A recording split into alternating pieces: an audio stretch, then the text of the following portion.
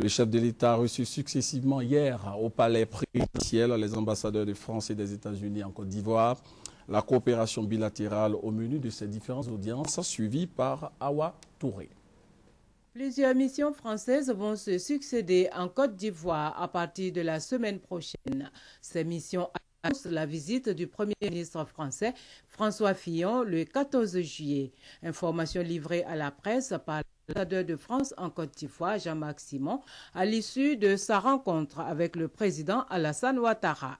La semaine prochaine, une mission conduite par le directeur de la coopération militaire pour examiner avec les autorités ivoiriennes les questions de RSS, restructuration des services, de l'ensemble des services de sécurité, avec des représentants du Quai d'Orsay, des membres de notre mission permanente à New York. Ensuite, la semaine suivante, nous avons le ministre de la Défense, M. Longuet, qui vient faire une visite de 48 heures.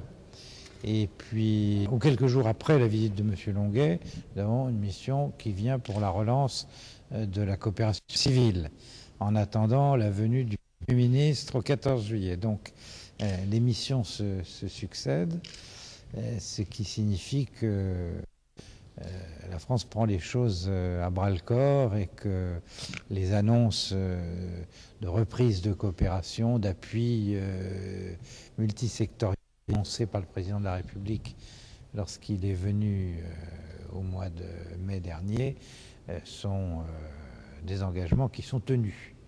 Avec l'ambassadeur des États-Unis en Côte d'Ivoire, le président de la République a fait un large tour d'horizon des domaines sur lesquels porte le programme d'assistance des États-Unis à la Côte d'Ivoire. Nous sommes en train de préciser notre programme d'engagement avec la Côte d'Ivoire, avec la question de quel type d'assistance économique, parce que nous sommes en train de reconstruire, franchement, un programme d'assistance bilatérale avec la Côte d'Ivoire dans le domaine économique, commercial, social et aussi militaire.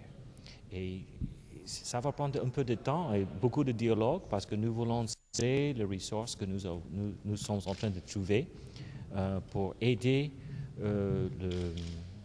franchement, le redémarrage de Côte d'Ivoire. Cette audience a été l'occasion aussi pour Philippe Carter-III de présenter au président Ouattara le nouveau chef de la section politique économique de l'ambassade américaine en charge de la réforme des secteurs de l'économie, du commerce, de la sécurité et des questions des droits de l'homme.